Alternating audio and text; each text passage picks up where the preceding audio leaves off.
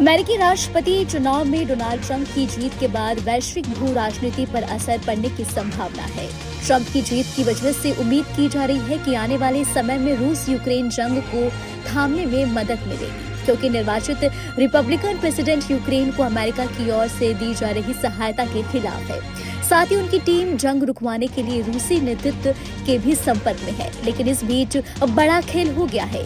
राष्ट्रपति Joe Biden ने Ukraine को रूस पर घातक हथियारों के इस्तेमाल की मंजूरी दे दी है। उसने बीती रात यूक्रेन को रूस के भीतर तक वार करने वाली एक घातक मिसाइल के इस्तेमाल की मंजूरी दे दी। इससे पहले बाइडेन प्रशासन हिमार्स, अब्रास टैक और F-16 मिसाइलें जैसी घातक हथियारों के इस्तेमाल की मंजूरी दे चुका है। इन हथियारों के इस्तेमाल की मंजूरी का एक ही मतलब है कि अब रूस यूक्रेन जंग और तेज होगा।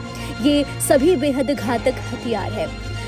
F-16 बेहद ही आधुनिक लड़ाकू विमान है। यहाँ एक सवाल यह भी उठ रहा है कि यूक्रेन शुरू से ही बाइडेन प्रशासन से इन हथियारों के इस्तेमाल की मंजूरी मांगता रहा, लेकिन सब मंजूरी नहीं दी गई।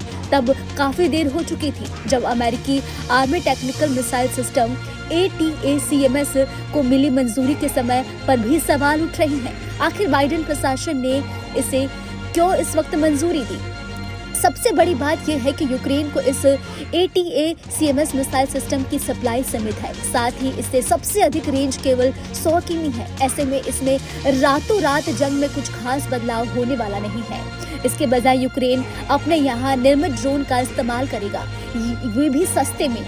इन्हीं ड्रोन के जरिए यूक्रेन में मॉस्को के आसमान में कोहराम मचाया था।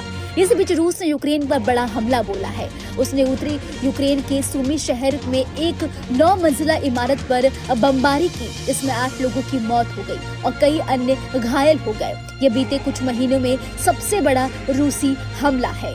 वहीं उधर अमेरिकी मिसाइल को मिली मंजूरी से जानकर भी हैरान है। उनका कहना है कि इस मंजूरी से इस जंग में और आग लगेगी।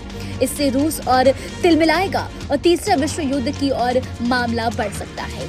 रूसी राष्ट्रपति व्लादिमीर पुतिन पहले ही चेतावनी दे चुके हैं कि पश्चिमी देश आग से खेल रहे हैं। जानकारों का यह भी कहना है कि रूस के उत्तरी कोरिया के सैनिकों के आने की वजह से अमेरिका ने इस मिसाइल के इस्तेमाल की मंजूरी दे दी है।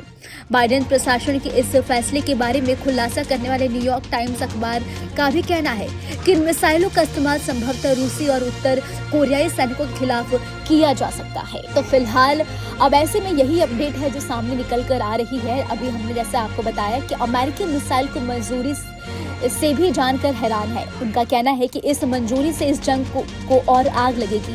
इससे रूस और तिलमिलाएगा और तीसरे विश्व युद्ध की ओर मामला बढ़ सकता है।